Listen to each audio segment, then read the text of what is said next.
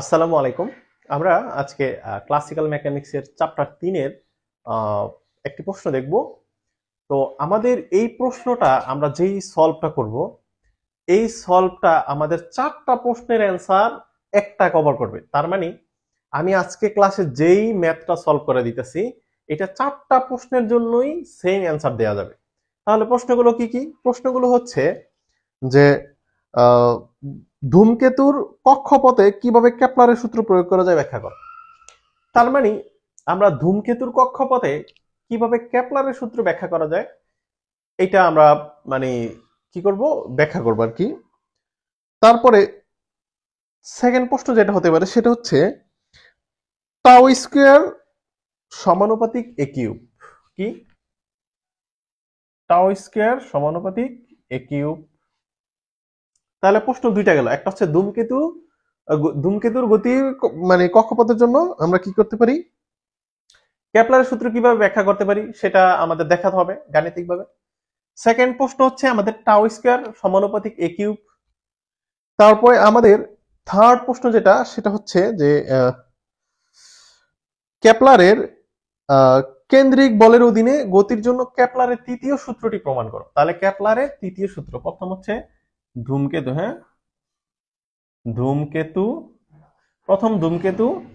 Second হচ্ছে আমাদের tau square সমানুপাতিক এ কিউব। থার্ড হচ্ছে আমাদের কি কেপলারের তৃতীয় সূত্র, কেপলারের তৃতীয় সূত্র। এটা হচ্ছে কি প্রশ্ন, মানে আমাদের যে 4টা প্রশ্নের অ্যান্সার আমরা এইটা দিব আজকের অ্যান্সারটা, কেপলারের তৃতীয় সূত্র।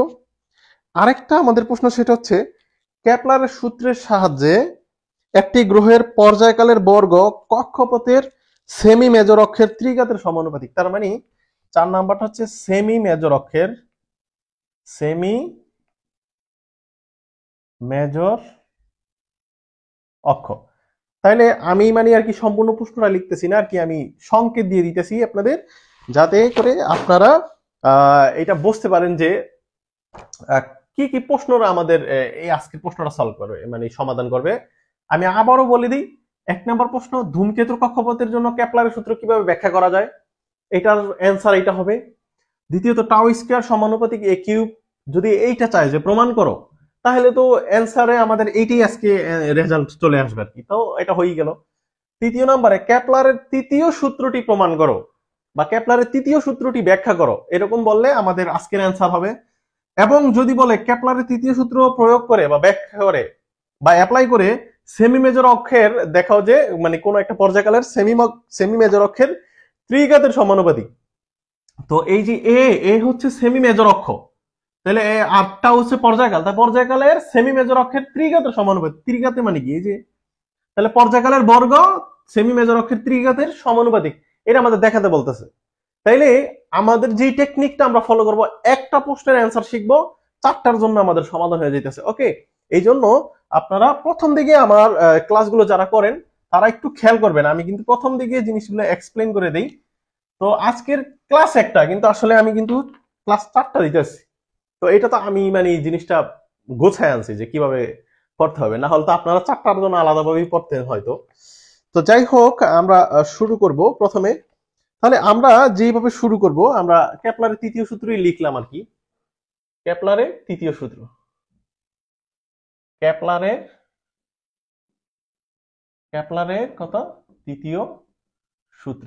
তাহলে একটু আর কি একটা হেডলাইন দিলাম কোনো মতে। তাহলে কেপলারের তৃতীয় সূত্র, ওকে, কেপলারের তৃতীয় সূত্র। তাহলে আমরা যেভাবে শুরু করব, সমতলীয় পোলার স্থানাঙ্কে অ্যান্সার, হ্যাঁ অ্যান্সার হচ্ছে সমতলীয় পোলার স্থানাঙ্কে। আচ্ছা, সমতলীয় পোলার স্থানাঙ্কে গ্রহের গতির জন্য আমরা বলতে পারি যে গ্রহের গতির জন্য, গ্রহের গতির জন্য, তাহলে গ্রহের গতির জন্য কি আমরা লিখবো, ল্যাগ্রাঞ্জিয়ান। কি? Lagrangian, Lagrangian. ল্যাগ্রাঞ্জিয়ান। ওকে, তাহলে সমতলীয় পোলার স্থানাঙ্কের জন্য গ্রহ মানে পোলার স্থানাঙ্কের গ্রহের গতির জন্য আমরা কি লিখতেছি? ল্যাগ্রাঞ্জিয়ান। তো ল্যাগ্রাঞ্জ এই শব্দটার সাথে আমাদের কয়েকটা টার্ম মানে আমাদের মিল আছে। আমরা দেখেছি যে ল্যাগ্রাঞ্জ ফাংশন বা ল্যাগ্রাঞ্জ অপেক্ষক, আমরা কিন্তু ল্যাগ্রাঞ্জের অপেক্ষক জানি, ল্যাগ্রাঞ্জের অপেক্ষক বা ফাংশন। ল্যাগ্রাঞ্জ ফাংশনটা এইভাবে লেখা হয় L equals to L Q J comma Q dot J comma T. এটা হচ্ছে ল্যাগ্রাঞ্জের ফাংশন। আর ল্যাগ্রাঞ্জিয়ান হচ্ছে L is equal to T minus V. আর ল্যাগ্রাঞ্জের সমীকরণ হচ্ছে D DT equals to del L by del Q dot J minus del L by del Q J equals to 0। তাহলে এটা হচ্ছে আমাদের ল্যাগ্রাঞ্জের সমীকরণ। তাহলে ল্যাগ্রাঞ্জ বিষয়ে আমাদের তিনটা ধারণা আছে, আমি তিনটা মানে কনফিউশন দূর করে দিতেছি। এক নাম্বার হচ্ছে আমাদের ল্যাগ্রাঞ্জ ফাংশন বা ল্যাগ্রাঞ্জের অপেক্ষক, সেটা হচ্ছে এইভাবে প্রকাশ করি আমরা। দুই নাম্বার হচ্ছে ল্যাগ্রাঞ্জিয়ান মানে আমরা সেটা হচ্ছে কি যে একটা কাইনেটিক এনার্জি এবং পটেনশিয়াল এনার্জির ডিফারেন্স, বা মানে আমরা বলতে পারি যে গতিশক্তি এবং বিভব শক্তির পার্থক্যটা হচ্ছে ল্যাগ্রাঞ্জিয়ান। এবং ল্যাগ্রাঞ্জের সমীকরণ হচ্ছে কি? ল্যাগ্রাঞ্জের সমীকরণ হচ্ছে d d t of del L by del Q dot J minus del L by del Q J equals to 0। এটা হচ্ছে সমীকরণ। তাইলে 3 নাম্বারটা হচ্ছে কি? ল্যাগ্রাঞ্জের সমীকরণ। এই জিনিসটা অনেক স্টুডেন্ট আমি দেখেছি যে তারা কনফিউশন পড়ে যায়। তো সমীকরণ, তো এই জন্য আমি এই জিনিসটা কনফিউশনটা দূর করে দিলাম। তাহলে আমরা কি লিখতেছি? ল্যাগ্রাঞ্জিয়ান। তাহলে কাকে নেব বলেন তো? আমরা সেকেন্ড টার্ম নিব। ইজি বিষয়টা। তাহলে আমরা সেকেন্ড টার্ম নিতেছি আপাতত এই সমীকরণের জন্য, এই অংশের জন্য। তাহলে ল্যাগ্রাঞ্জিয়ান যদি আমি নিতেই চাই তাহলে আমাকে লিখতে হবে যে L equals two T minus V. L equals two T minus V. এখন আমি চাচ্ছি যে যেহেতু তাদেরকে আমি সমতলীয় পোলার স্থানাঙ্কে কথাটা টেনে আনছি, আমি চাচ্ছি যে তাদেরকে সমতলীয় পোলার স্থানাঙ্কে কি করে দেব, মানে আমি তাদেরকে ইনপুট করব। তাহলে সমতলীয় পোলার স্থানাঙ্কে যদি আমি ইনপুট করতে চাই তাহলে দেখা যাবে যে কাইনেটিক এনার্জি টি এর আমাদের একটা ভ্যালু আছে এবং পটেনশিয়াল এনার্জি ভি এর একটা ভ্যালু আছে। তাহলে তাদের ভ্যালুগুলোকে আমরা কি করব? ইনপুট করব। কিভাবে? পোলার স্থানাঙ্কের জন্য। এখন আপনাদের যদি পোলার স্থানাঙ্কের সম্পর্কে ধারণা কম থাকে তাহলে আপনি একটু জটিলতা অনুভব করবেন, তারপর আমি দেখি কতটুকু আমি ইজি করে দিতে পারি। তাহলে কাইনেটিক এনার্জি আমরা জানি কি? কাইনেটিক মানে গতিশক্তি, half m v square, half m v square. এটা কিন্তু আমরা জানি না, কিন্তু আমরা ক্লাসিক্যাল মেকানিক্সে দেখছি যে এক্স কে টি দ্বারা ভাগ করলে আমরা কি পাচ্ছি? এক্স ডট আলটিমেট, মানে ভাগ বলতে আসলে ডিডিটি মানে ডিফারেন্সিয়েট করা, আমি আর কি এটাকে ভাগ বলি মানে একটু সহজ করার জন্য। তো আমরা এটাকে চাইলে ভি লিখতে পারতাম অথবা ভি লিখতে পারতাম। তাহলে আমরা যে ভি লিখি সেটাকে ক্লাসিক্যাল মেকানিক্সে আমরা ডট দিই, মানে একবার তাকে ডিফারেন্সিয়েট করা হয়েছে। দূরত্বকে সময়ের সাপেক্ষে ভাগ করা মানে তাকে তার বেগটা বের করে নিয়ে আসা। ওকে, তো আমরা এই জায়গায় কি করব? ভি না লিখে আমরা লিখব ডট। কি লিখব? ডট। তো ডট কার জন্য? আমি যদি এক্স এর জন্য নিই এক্স ডট, আমি যদি আর এর সাপেক্ষে হিসাব করি তাহলে আর ডট। এখন আমি কিন্তু বলছি যে সমতুলীয় পোলার স্থানাঙ্ক। পোলার জিনিসটাকে একটা হচ্ছে কার্তেশীয় স্থানাঙ্ক আর একটা হচ্ছে পোলার স্থানাঙ্ক। পোলারটা হচ্ছে সেখানে আর এবং থিটার মানকে কি করা হয়, মানে প্রাধান্য দেওয়া হয়। তাহলে আর এবং থিটার মানকে যদি নেওয়া হয় তাহলে আমার তো এখানে অবস্থানের জন্য আর কোণের জন্য থিটা, তাহলে আমার অবস্থানের জন্য আমি এক্স তো নিতে পারতেছি না, তাহলে আর নিতে হবে। কিন্তু আমার যেহেতু ডট দিতে হয়, যেহেতু ভি লিখে নেই আমি, তাহলে আর ডট দিলাম। তাহলে পটেনশিয়াল এনার্জিটা আপনার কি হলো? এখানে চলে আসলো। এখন আমি যেটা লিখতে চাচ্ছি, আমি আরেকটা টার্ম লিখবো এখানে, half M r square theta dot square, এটা লিখলাম। আর লাস্টের যেই পটেনশিয়াল এনার্জিটা ছিল সেটাকে আমি লিখলাম যে এখানে আমি লিখতে পারি যে প্লাস কে বাই আর। তো দেখেন এই যে লাস্টের দুইটা টার্ম আমি লিখছি, আমি জানি এখন সবাই কনফিউশনে পড়ে গেছে যে এইটা কি করলো। না, আমি কনফিউশন দূর করে দিতেছি। এই টার্মটা আসছে কাইনেটিক এনার্জি থেকেই আসছে। এইটা যেমন কাইনেটিক এনার্জি থেকে আসছে, এইটুকু কাইনেটিক এনার্জির টার্ম। আর প্লাস কে বাই আর আসছে পটেনশিয়াল এনার্জি থেকে। এখন আমি এইটা কাইনেটিকটা আগে একটু দেখাই। আমরা কার জন্য পড়তেছি? আমরা কিন্তু কেপলারের সূত্র থেকে পড়তেছি। কেপলারের এরকম বলা হয় যে সূর্যকে একটা ফোকাস এফ ধরে তারপর যে কোনো একটা গ্রহ ধরলাম, আমাদের এইখানে একটা গ্রহ, হ্যাঁ এখানে একটা গ্রহ, তাকে হিসাব করা হয়। তাহলে আমাদের গ্রহটা কিন্তু কি হইতাছে? ঘুরতেছে না? এটা একটা কি মোশন? Circular motion. তাহলে সার্কুলার মোশন হলে এখানে ভেলোসিটি মানে কয় ধরনের হতে পারে? একটা হচ্ছে আমাদের রৈখিক, মানে মানে আমাদের রৈখিকের ব্যাপার আছে, আর একটা আছে আমাদের অ্যাঙ্গুলার। আমরা কিন্তু এই যে কাইনেটিক এনার্জিটা নিছি, এটা কিন্তু রৈখিকের জন্য নিছি। দেখেন আর রৈখিক মানে কি? একটা রেখা বরাবর। রৈখিক মানে রেখা বরাবর কোনো কিছুর আমরা হিসাব করি।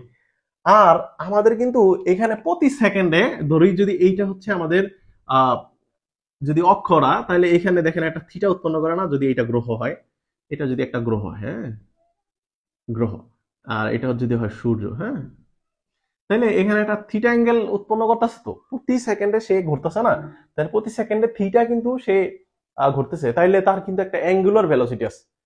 রৈখিক ভেলোসিটি মানে রৈখিক ব্যাগটা তো আমরা নিছি, রৈখিক ব্যাগের জন্য তার কাইনেটিক এনার্জি নিছি, তাহলে তার অ্যাঙ্গুলার ভেলোসিটির জন্য কাইনেটিক এনার্জি নিতে হবে না? সেইটাই হচ্ছে আমাদের আর স্কোয়ার থিটা ডট স্কোয়ার। এখন আপনারা মনে মনে প্রশ্ন করতে পারেন, ভাই আমি তো জানি যে kinetic energy half m v square, আপনি ভিটাকে সর্বোচ্চ নিলে আর স্কোয়ার দ্বারাই রিপ্লেস করছেন, আর ডট স্কোয়ার দ্বারা, এটা আমরা সমস্যা নেই। তো এইটা তো মেইন সূত্র তো m v square, m v square, এটা তো আর এর মতো হয়ে যায় না?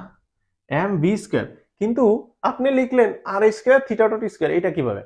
তো আসুন, রৈখিক ব্যাগের সাথে রৈখিক ব্যাগের সাথে কৌণিক বা অ্যাঙ্গুলার ব্যাগের একটা সম্পর্ক আছে, সেটা হচ্ছে আর থিটা, সরি আর থিটা ডট। থিটা ডট মানে কি? এখানে থিটাকে একবার ডিফারেন্সিয়েট করা। এটা হচ্ছে রৈখিক ব্যাগের সাথে কৌণিক ব্যাগের একটা সম্পর্ক। মানে রৈখিক বা অ্যাঙ্গুলার, আমরা অ্যাঙ্গুলারও বলতে পারি, কৌণিকই বলতে পারি। কৌণিক মানে কোনা, মানে কোণ উৎপন্ন করে যাচ্ছে। এখন আমার তো আছে কি ভি স্কোয়ার, তাহলে হাফ এম বি স্কোয়ারের মানটা আর থিটা ডট স্কোয়ার বসাই দিলাম, তাহলে half M R theta dot square, আর স্কোয়ার থিটা ডট স্কোয়ার। তাহলে দেখেন তো আমি কি ভুল লিখছি? এই লেখাটা এখানে ভুল লিখছি? লিখি নাই।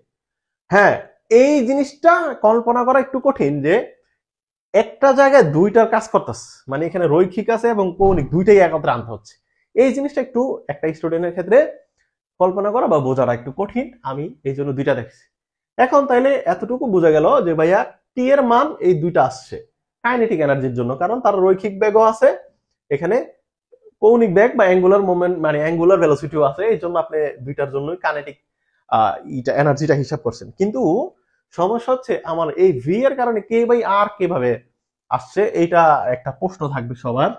তো এবার আমরা দেখবো এই টার্মটা কিভাবে আসছে আমাদের। হ্যাঁ, তাহলে এই দুইটা টার্ম কিন্তু আমরা বুঝতে পারছি যে কিভাবে গ্রহটা আমাদের ঘুরলে রৈখিক এবং কৌণিক থাকে। এখন এই টার্মটা পটেনশিয়াল এনার্জির যে টার্মটা ভিটা, এটা কিভাবে আসে সেটা দেখি। এটা আসে এইভাবে যে আমরা একটা সূত্র জানি, সেটা হচ্ছে F is proportional to 1/r²। এটা হচ্ছে নিউটনের মহাকর্ষ সূত্র থেকেই পাই আমরা।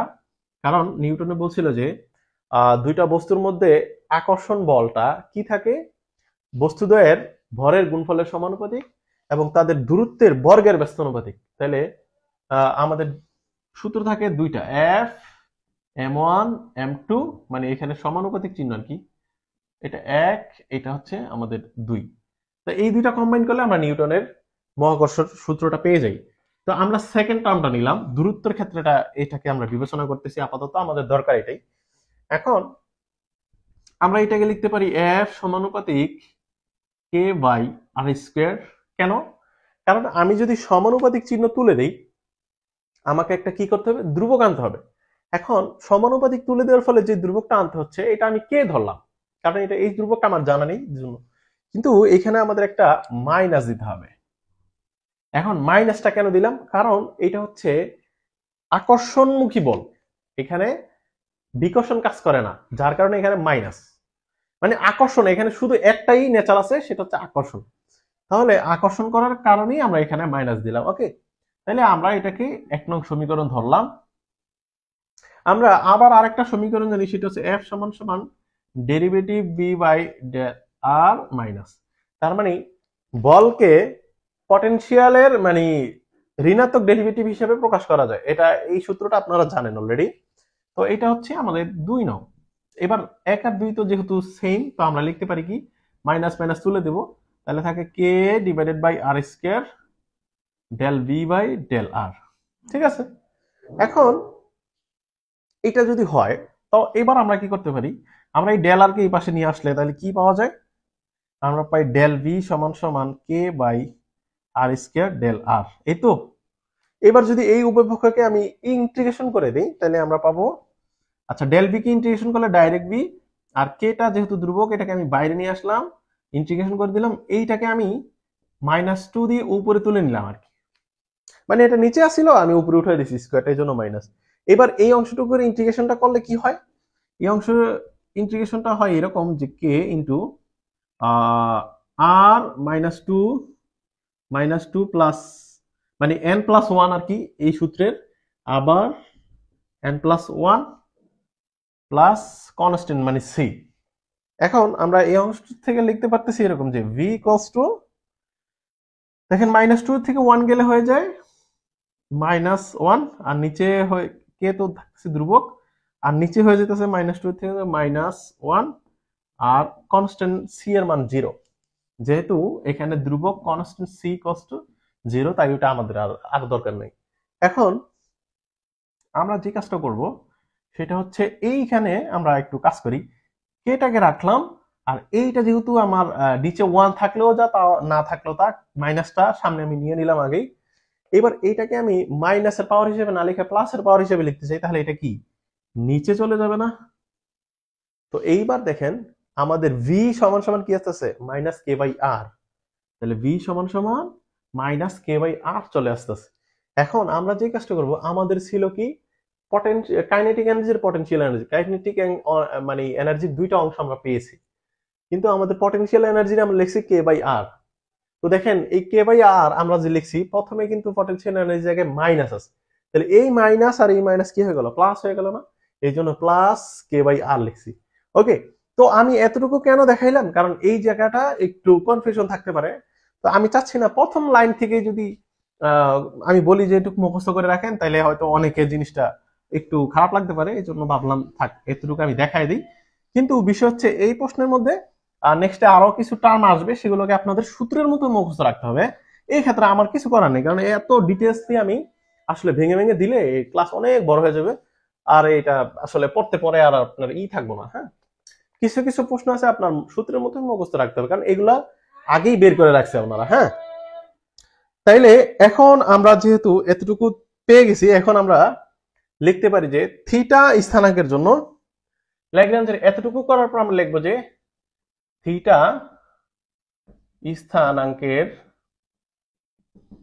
স্থানাঙ্কের জন্য কি করতেছি, ল্যাগ্রাঞ্জের সমীকরণ কি, ল্যাগ্রাঞ্জের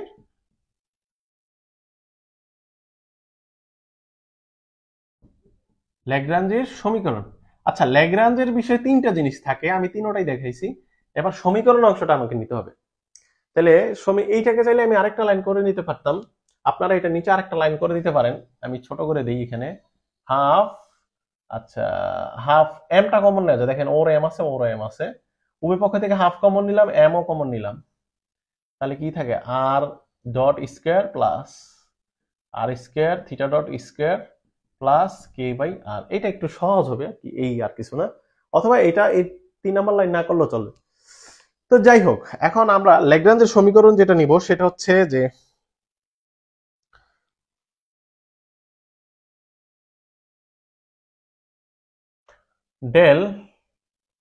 ddt del L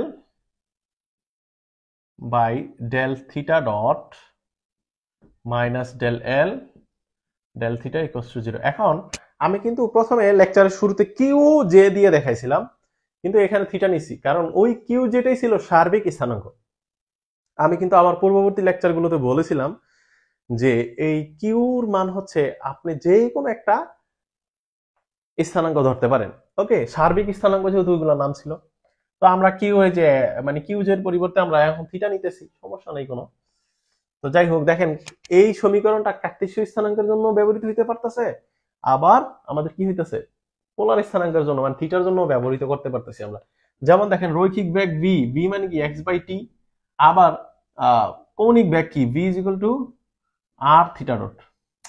তাহলে দেখেন মানে রৈখিকের সাথে কৌণিকের কত একটা তফাৎ, কিন্তু এই ল্যাগ্রাঞ্জের ক্ষেত্রে আপনি যদি এখানে এক্স দেন, এক্স ডট আর এখানে এক্স দেন, তাও এইটাই সূত্র, থিটা দিলেও একই সূত্র, কিন্তু দেখেন কৌণিক আর রৈখিকের ক্ষেত্রে এই জায়গায় চেঞ্জ হয়ে গেছে। এই জন্য এই স্থানাঙ্ককে বলা হয় সার্বিক স্থানাঙ্ক, যেটা আমরা ওই যে কিউ ডট দিছিলাম। এটা একটা এক্সাম্পল আর কি। এখন আমরা তো এটা দিছি, এখন আমাদের দেখা যাইতেছে যে ল্যাগ্রাঞ্জিয়ান এল কে কি করতে হবে, একবার থিটার ডটের সাপেক্ষে আমাদের ডেরিভেটিভ নিতে হবে, একবার শুধু থিটার সাপেক্ষে ডেরিভেটিভ নিতে হবে।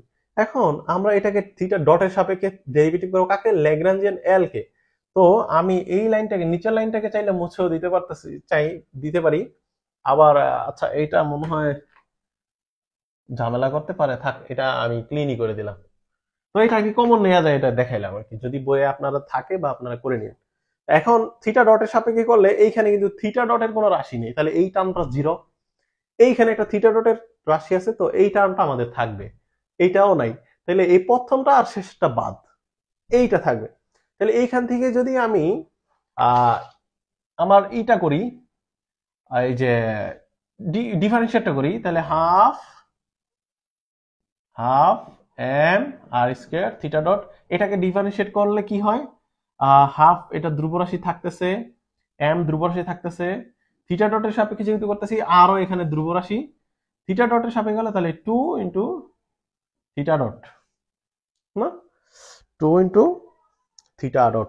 এবার দেখেন কারণ কি, কারণ ওই যে পাওয়ারটা নিচে নেমে আসছে, পাওয়ারটা নিচে নেমে আসছে আর পাওয়ারের থেকে এক বিয়োগ গেছে, তাহলে 2 ইন্টু থিটা ডট হয়ে গেছে। এটা ডিফারেন্সিয়েটের সূত্র, আমি জানি, আশা করি আপনারা এটা জানেন। তাহলে এই 2 কাটা গেলে থাকে এই তিনটা রাশি শুধু। তাইলে আমরা প্রথম ক্ষেত্রে লিখতে পারতেছি ডিডিটি কি লিখতে পারতেছি, M r square theta dot, আর এল এর সাপেক্ষে মানে ল্যাগ্রাঞ্জিয়ান কি থিটার সাপেক্ষে করলে এইখানে কোনো থিটার টার্ম নাই, এইখানে কোনো থিটার টার্ম নাই, এখানেও নাই। এখন অনেকে প্রশ্ন করবেন ভাই এইখানে তো একটা থিটা আছে, থিটা আছে কিন্তু এই থিটাটা ডটের থিটা, এটা কিন্তু সিঙ্গেল থিটা না, এটা ডটের থিটা, এই জন্য এখানে হবে না, কারণ আমরা তো সিঙ্গেল থিটার জন্য করতেছি। তাহলে এই টোটালটাই জিরো, তো আর জিরো আমরা লিখলাম না, ডাইরেক্ট ডান পাশের সমীকরণটাই বসাই দিলাম। এবার আমরা যে কাজটা করব, এখান থেকে আমরা দেখব যে কি ভাবে আমরা সামনে যেতে পারি। এইটাকে আমি চাইলে 1 নং সমীকরণ দিতে পারি, না এখানে আমাদের আরো কাজ আছে আর কি, 1 নং দিলাম আর কি। তো এবার আমি যদি এই রাশিটাকে মানে ডেরিভেশন করি বা ডিফারেন্সিয়েট করি, তাহলে দেখা যাইতেছে ডান পাশে জিরো, তার মানে এটা এটা ধ্রুবক হয়ে যাবে, এটা কনস্ট্যান্ট। তাহলে m r square theta dot equals to কি ধ্রুবক না। এটা কিন্তু মানে এই ডেরিভেটিভটা যদি করি, উভয় পক্ষে যদি ধরেন ইন্টিগ্রেশন নিয়েছি আমি, তাহলে ইন্টিগ্রেশন নিলে এই ইন্টিগ্রেশন ডিফারেন্সিয়েট বাদ, আর শূন্যকে ইন্টিগ্রেশন গেলে মানে ধ্রুবক। এখন আমরা এই ধ্রুবককে ধ্রুবক না লেখা একটা ধ্রুবক লেটার দ্বারা প্রকাশ করতে চাই, সেটা হচ্ছে এল। এতে কি কারো সন্দেহ আছে কোনো? মানে আমি ধ্রুবকটাকে এল লিখছি, এটা তো কোনো বিষয় না, এটা তো ধ্রুবক, শূন্য তো আর না, ধ্রুবক, একটা মান আছে, একটা ভ্যালু আছে। তাহলে এখন আমি যদি শুধু থিটা ডটের মানটা এই বাম পাশে রাখি, থিটা ডট, তাহলে আমার এম আর স্কয়ার কোথায় যেতেছে, L by m r square হয়ে যেতেছে, এই তো। তাহলে এইটাকে আমরা 2 নং সমীকরণ দিতেছি। এখন দেখেন যে আমাদের এই পর্যন্ত করা হয়ে গেছে। এরপরে আমরা যে কাজটা করব সেটা হচ্ছে যে 1 নং যে সমীকরণটা ছিল এখান থেকে আমরা আরেকটু কাজ করব। তাহলে আমরা বলতে পারি যে 1 নং হতে পাই, 1 নং হতে পাই, তো বা 1 নং থেকে লিখা যায় আর কি, একই বিষয়, বা 1 নং হতে লিখা যায়, লিখলেই সুন্দর হয়, বা 1 নং থেকে লিখা যায়, 1 নং থেকে লিখা যায়। আচ্ছা 1 নং থেকে কি লিখা যাবে, 1 নং থেকে লেখা যাবে যে ডি ডিটি যা ছিল এটা আমরা আগে লিখতেছি, d d t half r square theta dot equals to 0, এইটা লেখা যায় 1 নং থেকে। এখন এইটা কিভাবে লিখলাম? 1 নং আছে ডিডিটি, এখানে আছে m r square theta dot equals to 0, তো আমি ডিডিটি লিখলাম আর স্কয়ার থিটা ডট লিখলাম, কিন্তু আমি এমটা লিখি নাই, কিন্তু লিখছি হাফ। তো আপনারা এখানে করবেন কি, এই এমটা যেহেতু একটা ধ্রুব রাশি, আপনি এইটার জন্য একটা ধ্রুব রাশি বসায় দিলেন হাফ। এটা এই সমীকরণের জন্য প্রযোজ্য, তাই হাফ আমরা নিয়েছি, এম এর পরিবর্তে আমরা হাফ বসাইছি। তো এবার আমরা যে কাজটা করব, এখান থেকে আমরা এই যে এই টার্মটা একটা সুন্দর নাম আছে, সেটা আমরা লিখবো এখন। এটা হচ্ছে যে ডি ডিটি অফ, আচ্ছা নিচে হয়তো আর দেখা যাইতেছে কিনা কে জানে, যাই হোক এটা আশা করি দেখা যাবে, এ ডট ইকুয়ালস টু 0। তার মানে আমাদের হাফ আর স্কয়ার থিটা ডটকে আমরা এ ডট, এই তিনটাকে একত্রে আমরা এই ডটে প্রকাশ করতে পারি। আর এ ডট হচ্ছে ক্ষেত্রফলীয় বেগ, এটা হচ্ছে কি ক্ষেত্রফলীয় বেগ। আমরা বলতে পারি যে এখানে সাইড নোট দিয়ে দিই যে যেহেতু এ ডট, আচ্ছা একটা কাজ করি, আগে ক্ষেত্রফলীয় বেগটা লিখে দিই। যেহেতু ক্ষেত্রফলীয় বেগ এ ডট ইকুয়ালস টু কত হয়, 1/2 আর স্কয়ার থিটা ডট, এটা হচ্ছে ক্ষেত্রফলীয় বেগ। তো আমি একটু দেখি যে এটা দেখা যায় কিনা, হ্যাঁ এটা দেখা যাচ্ছে। তাহলে এটা হচ্ছে ক্ষেত্রফলীয় বেগ, এটা হচ্ছে থিটা ডট। তাহলে ক্ষেত্রফলীয় বেগ মানে এই অংশটুকুকে আমরা এই ডটকে প্রকাশ করলাম এই ডটের মাধ্যমে। এখন আমরা এই ডটকে আমরা একটু দেখতে চাই এটাকে কি করা যায়। তো আমরা বলতে পারি সুতরাং এই ডট কি লেখা যাইতেছে কি, এই ডট হচ্ছে কি ডিফারেন্সিয়েট অফ এ নাকি ডিডিটি অফ এ, মানে আমরা তো এ কে ডিফারেন্সিয়েট করলেই তো এই ডট পাই, মানে ডট চিহ্নটা পাই, তো আমরা ডটের পরিবর্তে ডিফারেন্সিয়েট কে লিখতেছি। এখন আমরা দেখেছি যে এইখানে এই ডটের পরিবর্তে সেটা হচ্ছে কি ক্ষেত্রফলীয় বেগ। ক্ষেত্রফলীয় বেগটা কি ছিল, যে half r square theta dot, আমরা এটা লিখি half r square theta dot. ওকে, এখন এটা লেখার ক্ষেত্রে আমরা যে কাজটা করব সেটা হচ্ছে উভয় পক্ষে যদি এবার আমরা ইন্টিগ্রেশন করি,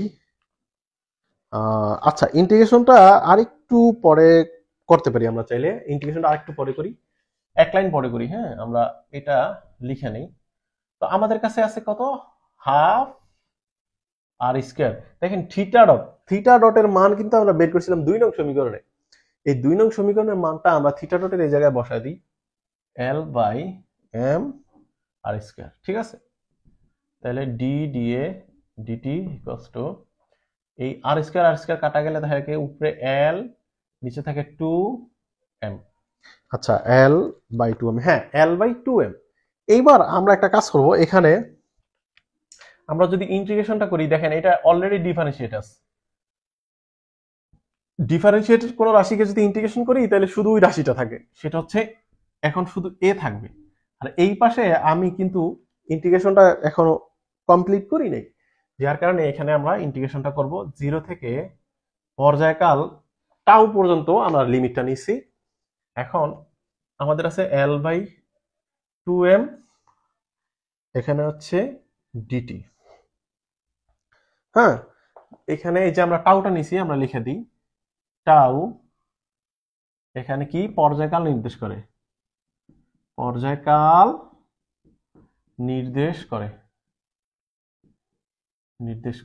ঠিক আছে। টাউ এখানে কি করে, পর্যায়কাল নির্দেশ করে। এখন এইটাকে ইন্টিগ্রেশনটা যদি আমরা সলভ করে নিই তাহলে কি পাই, এ ইকুয়ালস টু আমাদের এইখানে দেখেন এল এটা কনস্ট্যান্ট আমরা কিন্তু ধরে নিয়েছিলাম, এই যে এখানে এটা একটা ধ্রুব, আর 2 একটা ধ্রুব সংখ্যা, m ভর এটাও একটা ধ্রুব সংখ্যা, তার মানে এই প্রথম তিনটাই কিন্তু ধ্রুব। তাহলে L/2m এটা কিন্তু ধ্রুব। তাহলে 0 থেকে টাউ ডিটি নাকি? তাহলে ডিটি কে যদি আমি ইন্টিগ্রেশন করি তার ফলাফল টি, তাহলে a ইকুয়ালস টু L/2m টি। এবার যদি আমি লিমিটটা বসাই যে দেই 0 থেকে টাউ, তাহলে টি এর মান প্রথমে আপার limit tau minus lower limit 0। তাহলে আমি ডাইরেক্ট এখানে লিখে দিতেছি, সুতরাং a ইকুয়ালস টু কত L টাউ/2m। সমস্যা আছে? এখানে লিখে দিলাম একদম। তাহলে আমরা কিন্তু এই যে এটাকে নিছিলাম, এটা হচ্ছে ক্ষেত্রফলীয় বেগ, কিন্তু এই এ ডটটা ছিল ক্ষেত্রফলীয় বেগ, কিন্তু সিঙ্গেল এর মানটা কেমন ছিল সেটা আমরা বের করে নিয়ে আসছি। ওকে, এইগুলো আমাদের কাজে লাগবে আর কি, সেজন্য আমরা বের করতেছি। তো এবার আমরা প্রায় শেষের দিকে চলে আসছি, আমাদের অঙ্ক প্রায় শেষের দিকে আমরা এখন। তাহলে এটুকু আমি ক্লিন করে দিই, কারণ আমার একটু জায়গা প্রয়োজন, তো আমি এই পাশে করতে চাচ্ছি।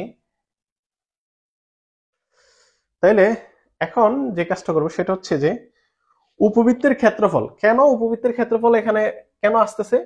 কারণ আমরা দেখেছি যে কেপলার যে তার গ্রহের গতি সংক্রান্ত 3টা সূত্র দিয়েছিল আমাদের, সেই 3টা সূত্রই কিন্তু উপবৃত্তের জন্য দিছিল। উনি কিন্তু কখনো বলে নাই যে পৃথিবী সূর্যের চারদিকে বৃত্তাকার পথে ঘোরে, তিনি বলছিল যে উপবৃত্তাকার পথে ঘোরে। তাহলে উপবৃত্তাকার পথে যেহেতু ঘোরে আর সেখানে যেহেতু ক্ষেত্রফল রচিত হয়, তাহলে আমাদের উপবৃত্তের ক্ষেত্রফল নিতে হবে না? তাহলে আমরা লিখি যে উপবৃত্তের ক্ষেত্রফল। হ্যাঁ, তাহলে উপবৃত্তের ক্ষেত্রফলটা আমরা কি জানি? উপবৃত্তের ক্ষেত্রফল a ইকুয়ালস টু কত? a equals two pi A V, এটা মানে সূত্র। ক্ষেত্রফল এখানে তার আমার এক্সপ্লেইন করার কিছু নাই। তাহলে উপবৃত্তের ক্ষেত্রফল পাই এ root over 1 minus E square. এগুলো আপনারা কোথায় পাবেন? এগুলো কোনিক্সে আপনারা পড়ে আসছেন, ইন্টারমিডিয়েট কোনিক্স দেখবেন আপনারা সেখানে উপবৃত্ত, পরাবৃত্ত, বৃত্ত এরকম কোনিক্সে পড়ছেন না হায়ার ম্যাথে, তো ওইগুলাই আসলে মূলত এখানে জাস্ট। তাহলে এ কি হয়ে যাবে? এ পাই এ square root over 1 minus E square. ওকে, এই অংশটুকু আপনার মুখস্থ রাখতে হবে, নাহলে আপনি এগুলোকে আবার ডেরিভেটিভ করে এখানে দেখাইবেন, তাদের দেখান দরকার নেই। আপনার এইটার জন্য সর্বোচ্চ কত মার্ক? 6 মার্কের আপনার প্রশ্ন, তো আপনি বা 10 মার্কই সর্বোচ্চ, নালে 10 তো দিবেন, এটা 6 মার্কের প্রশ্ন বা 5 বা 4-এর। তো এত 4 মার্ক বা 6 মার্কের জন্য আপনাকে এখানে ম্যাথমেটিশিয়ান হতে হবে না। এখানে কিছু কিছু জায়গায় আপনার মুখস্থ রেখে তাড়াতাড়ি অঙ্ক সলভ করতে হবে। হ্যাঁ, অনেকে আমরা মনে করি যে মুখস্থ বিদ্যাটা আসলে এর একটা দোষের কিছু না। আমাদের বাংলাদেশের সিস্টেম অনুযায়ী এটা দোষের কিছু না, বরং এটা আশীর্বাদ।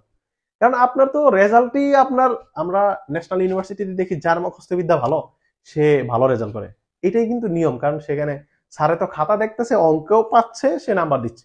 সে তো আর জানে না যে আপনি কি এটা পুরো পিওর বোঝেন কি না মুখস্থ করে লিখছেন। তো আপনার লিখা থাকলেই নাম্বার পাবেন। তো এটা মুখস্থ বিদ্যার উপরেই অনেকটাই ডিপেন্ড করে। তারপরেও আমি বলবো আপনারা বুঝে বুঝে পড়বেন যতটা সম্ভব হয়। আর কিছু জায়গায় আপনার দ্রুত মুখস্থ রাখার জন্য, দ্রুত লেখার জন্য মুখস্থ রাখতে হবে। ওকে, তো এখন এতটুকু করার পর আমরা এটাকে, আমাদের সমীকরণ 2 ছিল এটা, তো আমরা আরো আমাদের সমীকরণ এখানে আছে, সেটা হচ্ছে আমাদের এখানে আরেকটা সমীকরণ হচ্ছে L টাউ বাই 2m। এই যে L টাউ বাই 2m, এটা হচ্ছে আমাদের 3 নং সমীকরণ। 3 নং সমীকরণ 1 2 3, এটা হচ্ছে আমাদের 4 নং সমীকরণ হবে। এটা হচ্ছে আমাদের 4 নং সমীকরণ। ওকে, তাহলে আমরা 4টা সমীকরণ করলাম। এবার আমাদের একটু, আমরা চাইলে এখানে একটু লিখে দিতে পারি মানে কার পরিচয় কি। তাহলে আমরা বলতে পারি যে এখানে হচ্ছে এ বি যথাক্রমে এবি যথাক্রমে কি? সেমি মেজর এবং সেমি মাইনর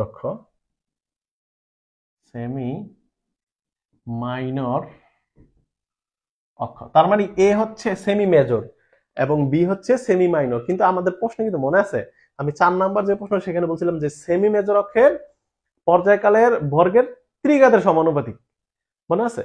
তো এই জন্য আমরা শুধু এ কিউবের মানটাই আসবে। এই জন্য আমি এমন ভাবে সাজাইছি যাতে 4টার অ্যান্সার একটাতেই হয়ে যায়। ওকে, তো এই প্রশ্নটা কষ্ট করে শিখবেন। আপনি মানে শিওর একটা প্রশ্ন পাচ্ছেন, 4 ক্যাটাগরির একটা পাচ্ছেন। এবং আমরা বলতে পারি ই হচ্ছে কি, এই যে ইটা নিচে এটা কিন্তু সি না, এটা হচ্ছে ই অক্ষ। এবং ই হচ্ছে কি উৎকেন্দ্রিকতা কি, ই উৎকেন্দ্রিকতা। হ্যাঁ, তাহলে ই হচ্ছে কি উৎকেন্দ্রিকতা, ও ই হচ্ছে, এবং ই হচ্ছে উৎকেন্দ্রিকতা। এখন এটুকু আমরা মানে পরিচয়টা দিয়ে দিলাম। তো আমরা এখানে আরেকটু বাংলা লিখতে হবে, এরকম যে উপবৃত্তের ক্ষেত্রে, উপবৃত্তের, কারণ এই জায়গায় আপনি তো প্রমাণ করে দেখাতে পারবেন না, যেহেতু প্রমাণ করে দেখাতে পারবেন না, তাই আপনাকে কি করতে হবে, এখানে একটা শর্ত শর্ত লিখে আপনি ডাইরেক্ট সূত্রটা অ্যাপ্লাই করে দিবেন। উপবৃত্তের ক্ষেত্রে, উপবৃত্তের ক্ষেত্রে কি হয়, ফোকাস ফোকাস বিন্দু, ফোকাস বিন্দু থেকে অ্যাপসাইডাল অ্যাপসাইডাল দূরত্ব, অ্যাপসাইডাল দূরত্ব মোট শক্তির, অ্যাপসাইডাল দূরত্বে মোট শক্তির সমাধান, শক্তির সমাধান থেকে দেখানো যায় সেমি মেজর অক্ষ, সেমি মেজর অক্ষ। তাহলে সেমি মেজর অক্ষ কি, a equals to minus k by 2e। Okay, মানে এইটা দেখানো যায় উপবৃত্তের ক্ষেত্রে ফোকাস বিন্দু থেকে কি হয়, এপিসাইডাল দূরত্বে মোট শক্তির সমাধান থেকে দেখানো যায় যে সেমি মেজর অক্ষ এর মানটা আসলে এইরকম। তো এখন এইটা যে দেখানো যায়, আপনি কি এটা দেখাইবেন এখন? এটা তো একটা, এইটাই তো একটা ম্যাথমেটিক্যাল সমস্যা, যে প্রমাণ করা যে যে ফোকাস বিন্দু থেকে এপিসাইডাল দূরত্বের মোট শক্তি থেকে দেখানো যায় যে সেমি মেজর অক্ষ এত। এইটাই একটা প্রমাণ, এইটাই একটা প্রশ্ন। তো এখন আমি যদি বলি এই জায়গায় আপনি মুখস্থ করবেন, তো এখন যদি আপনি বলেন ভাই আপনি তো মুখস্থ করতে বলতেছেন, তো আমার তো কিছু করার নাই, এখন এগুলা তো মুখস্থ করতে হবে আপনাকে, নাহলে আপনি এইটা কি আবার এখন প্রমাণ করবেন? আপনি তো একটা প্রশ্নই প্রমাণ করতেছেন কেপলারের তৃতীয় সূত্র। তো এই জন্য আমরা এই যে কেপলার এগুলো যখন প্রমাণ করছে, তিনি কিন্তু এরকম শর্ত দেখে দেখেই মানে দিয়ে দিয়ে করছে, উনি কিন্তু এটা প্রমাণ করেনি, এটা ওনার কাজ না, এটা হচ্ছে ম্যাথমেটিশিয়ানের কাজ, এটা আমাদের কাজ না। আমরা ম্যাথমেটিশিয়ান থেকে দাঁড় করে নিচ্ছি যে এটা এরকম। ওকে, তো এখন এটা যদি হয় তাহলে আমরা বলি, তাহলে কি উৎকেন্দ্রিকতা,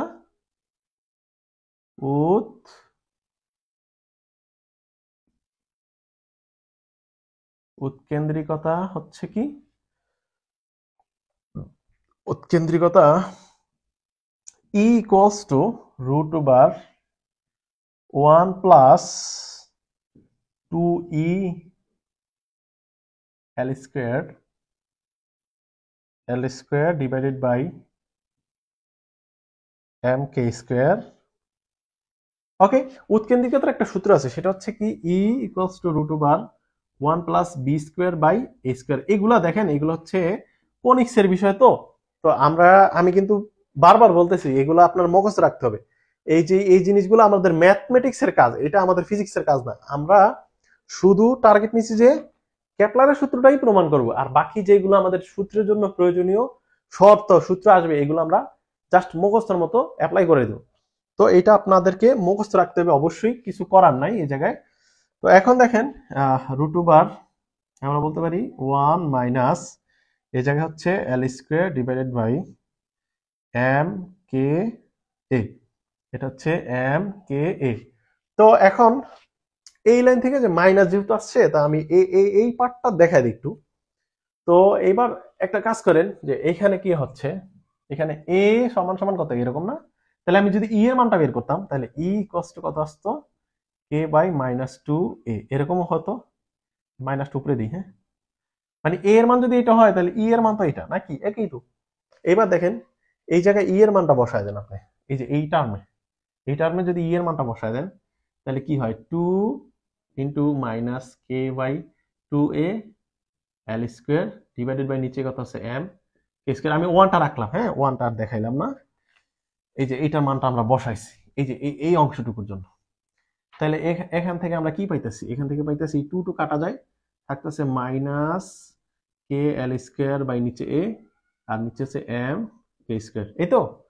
এখন এটাকে আমরা লিখতে পারি এরকম যে minus k L square by a into 1 by, এই যে এটা নিচে কিছু নাই মানে কত 1 into 1 by M k square. হ্যাঁ, তো এবার দেখেন এখান থেকে ও আমি একটা মনে হয় কে মিস, হ্যাঁ কে, এই যে কে, এই একটা কে সিঙ্গেল কে আর ডবল কে কাটাকাটি দিয়ে একটা কে থাকবে এখানে, ঠিক আছে। তাহলে আলটিমেটলি হইল কি L square divided by M K A, এই যে এইটা হয়ে গেল।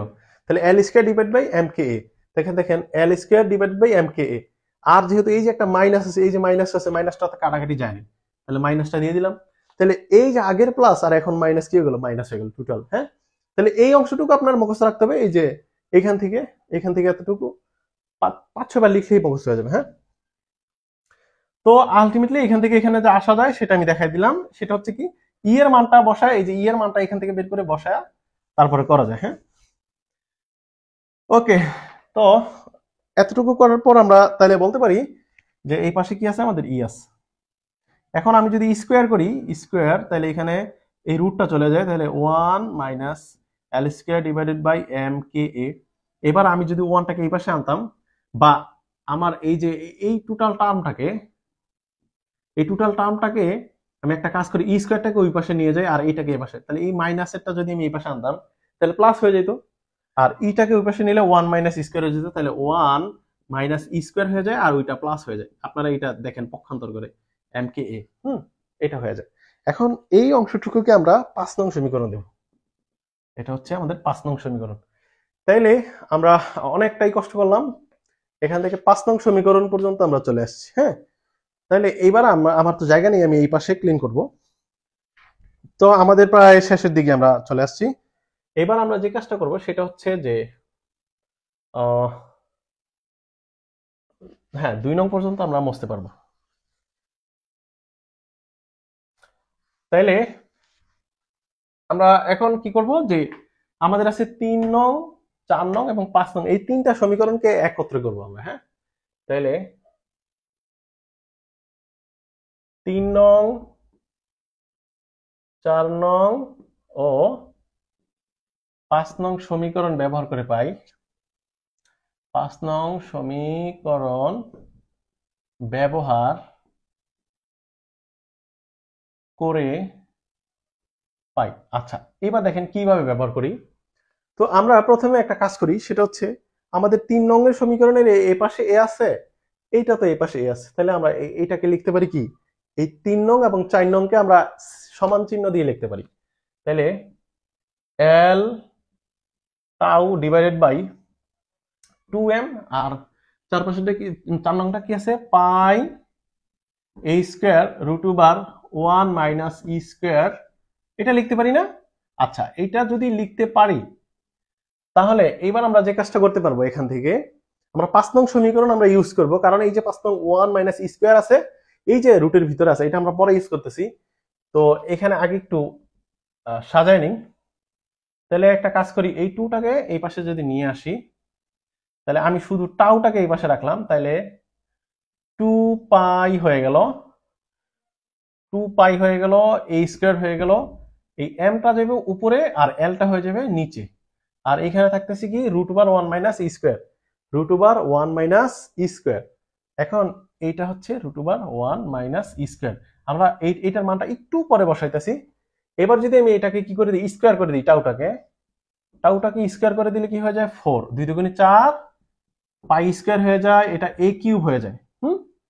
আর এটা হয়ে যায় এম স্কোয়ার, আর নিচে হয়ে যায় এল স্কোয়ার, আর এই মানে রুটটা চলে যায়, তাহলে 1 মাইনাস ই স্কোয়ার হয়ে যায়। এখন এইবার 1 মাইনাস ই স্কোয়ারের মানটা তো আমার জানা আছে, এই মানটা আমি 5 নং সমীকরণ থেকে বসা দিতেছি না, আমি তো লিখে নিয়েছি যে এই তিনটা সমীকরণ আমি ব্যবহার করবো।